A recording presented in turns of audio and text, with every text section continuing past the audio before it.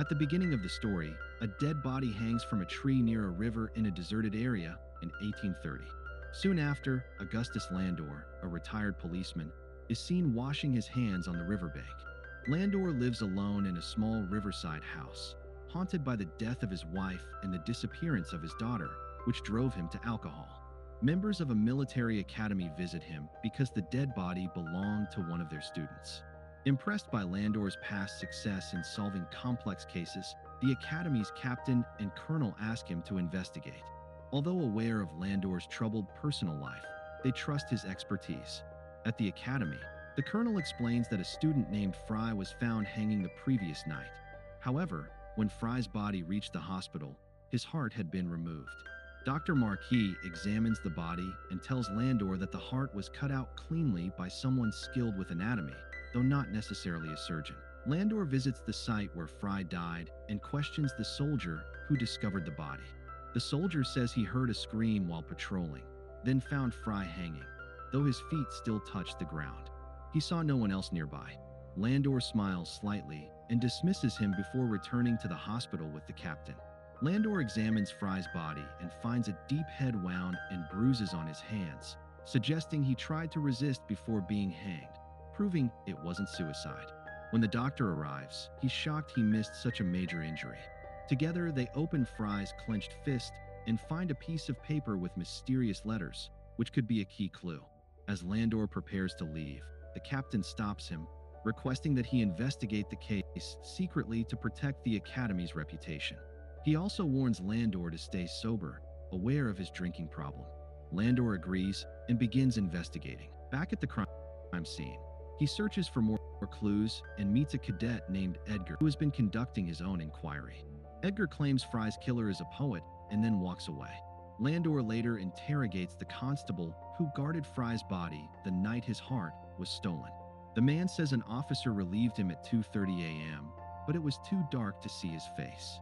Strangely, the officer had no rank badge, deepening Landor's suspicion. To clear his mind, Landor visits a nearby bar, run by his friend Patty.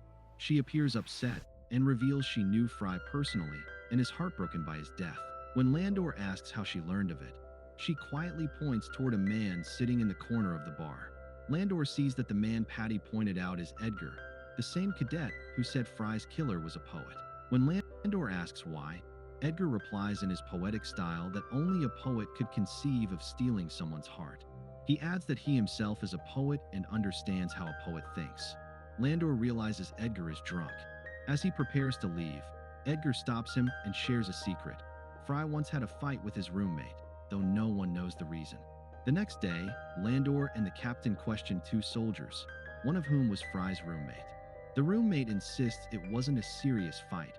Fry had fallen into bad company, and he only tried to guide him back. However, Fry never revealed who those friends were. Landor notes his statement and dismisses him. They then question another soldier, Stoddard, the last person to see Fry alive. Stoddard says Fry seemed in a hurry that night, slipping away from officers for some important work. His pale face during questioning makes Landor suspicious. Just then, a message arrives for the captain. Parts of a cow and a goat were taken out the previous night.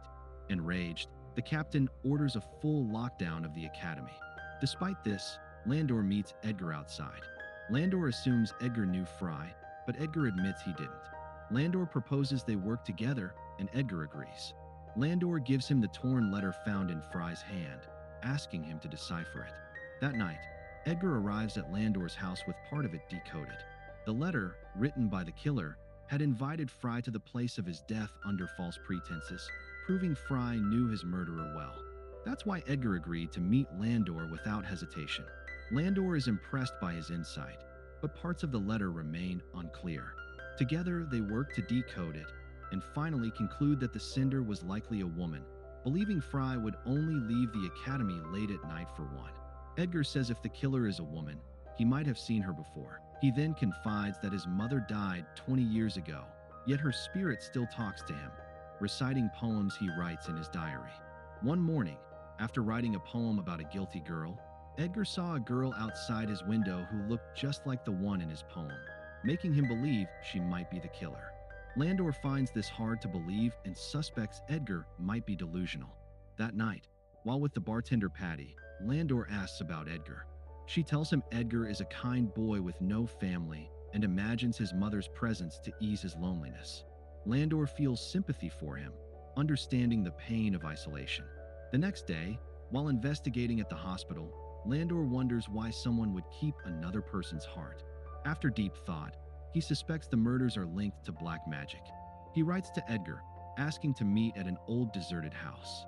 There, Landor discovers evidence of black magic and a demonic symbol. When Edgar arrives, Landor explains the killer has been taking hearts from people and animals for rituals. They then visit a friend knowledgeable about dark arts. The friend gives them a book by a witch hunter, which states that one ritual to please the devil is to offer the heart of a hanged man. Landor's friend also mentions a legendary witch hunter named Henry Clare, who had killed around 700 witches and written another book describing a ritual for immortality, though no one knows its location now. Landor then asks Edgar to befriend the Academy soldiers and find out who among them knows about black magic. Edgar does so and learns that the doctor's son, Artemis, has such knowledge. Using an excuse, he befriends Artemis, who later invites him to a party. Edgar informs Landor, and both begin to keep an eye on Artemis. At the party, Edgar impresses guests with his poetry and discovers that Artemis and his friend Bellinger were close to Fry. He also learns Fry was once in love with Artemis's sister, Leah, who betrayed him.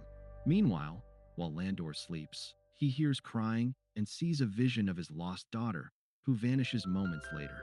The memory breaks him down in tears. Such hallucinations had become frequent since his daughter's disappearance.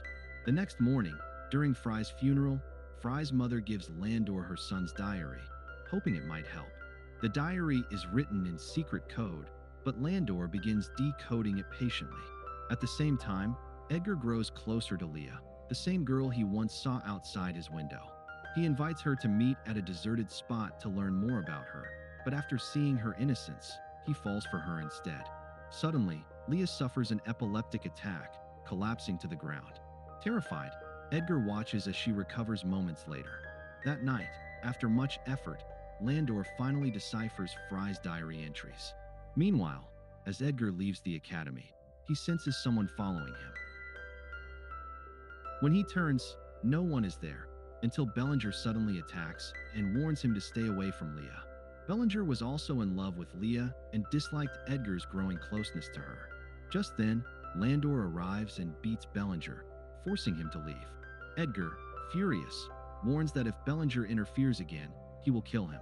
Landor calms him down and explains the consequences of his anger. The next morning, Landor learns from the captain that Bellinger has vanished. Joining the search party, they soon find Bellinger hanging like Fry, his heart removed. Dr. Marquet reveals that this murder was done by someone else, since the chest wounds differ completely. This killer had also made Bellinger impotent. The colonel, furious, questions Landor's competence, saying he's made no progress. The captain then admits he suspects Edgar, claiming that during dinner Edgar openly talked about his fight with Bellinger and even threatened to kill him. Landor defends him, insisting Edgar could never murder anyone. The captain then reveals something shocking. Last summer, Edgar also fought with Fry. The colonel adds that he would have arrested him already if there were solid proof. Stunned, Landor recalls Edgar once saying he didn't know Fry and rushes to confront him. He angrily demands answers, but Edgar explains that he's quarreled with many boys because they mocked his appearance, yet he's never harbored revenge. Convinced, Landor again believes in Edgar's innocence. Later, Dr. Marquet hosts a dinner to mourn Bellinger's death, inviting Landor and Edgar. During dinner, Artemis behaves rudely, accusing Landor of secretly searching his room. Embarrassed, his mother storms off, followed by Leah. The doctor apologizes and offers Landor a drink to ease the tension. While waiting, Landor notices a magic book on the shelf and begins suspecting the doctor. When he asks about Leah's health, Marquet says she suffers from a rare illness that keeps her in constant fear, preventing her marriage.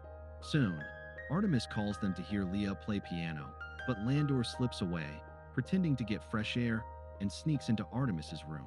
Meanwhile, Edgar gets lost in Leah's music, deeply smitten with her. Upstairs, Landor discovers a coat without a rank badge.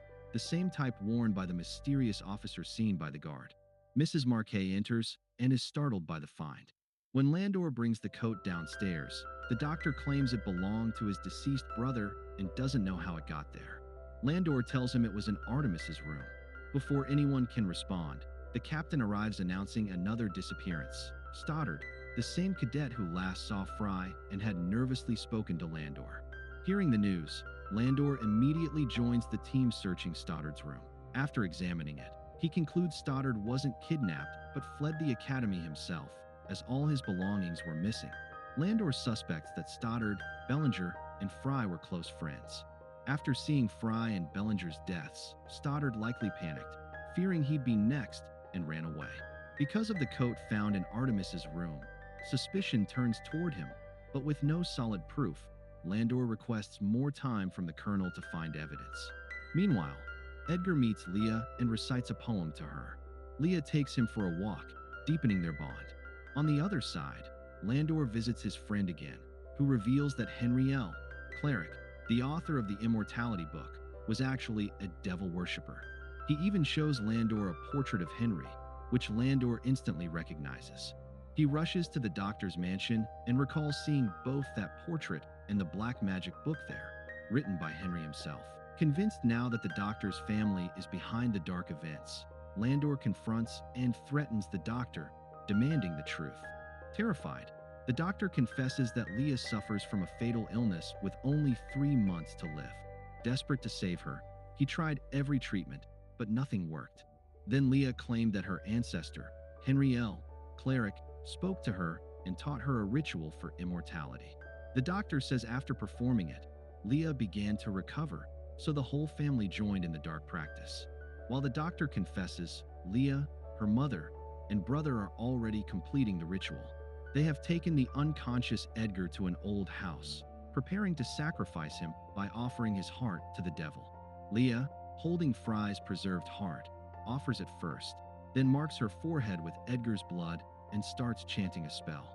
At that moment, Landor learns where she is and runs toward the house. Meanwhile, Edgar regains partial consciousness and realizes Leah intends to kill him.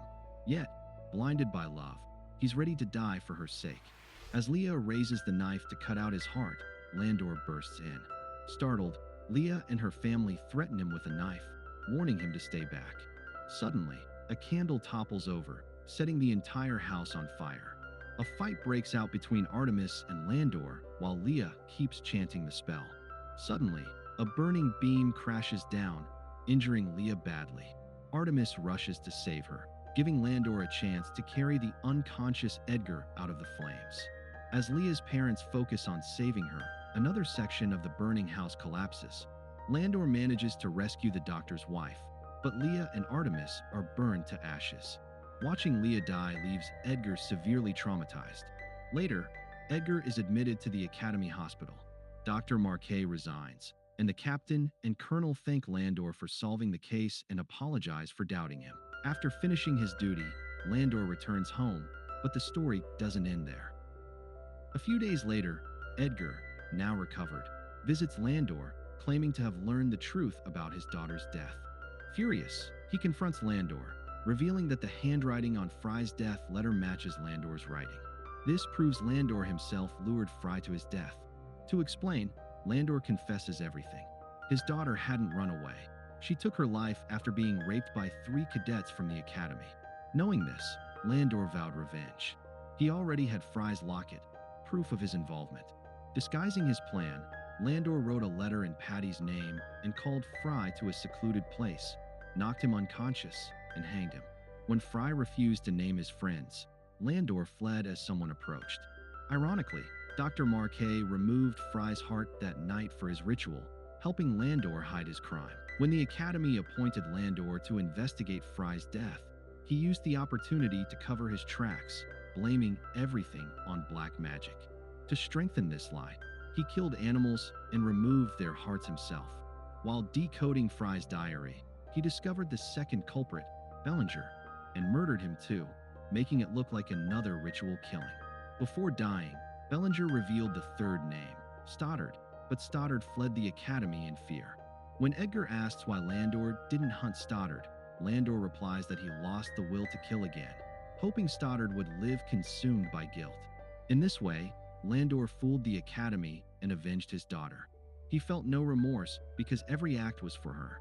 Heartbroken by Leah's death but understanding Landor's pain, Edgar takes Landor's letters to the Colonel as evidence. Yet, realizing that no punishment could equal the crime against Landor's daughter, he burns the evidence. In the end, with nothing left but memories, Landor climbs to the top of the mountain, longing to reunite with his family.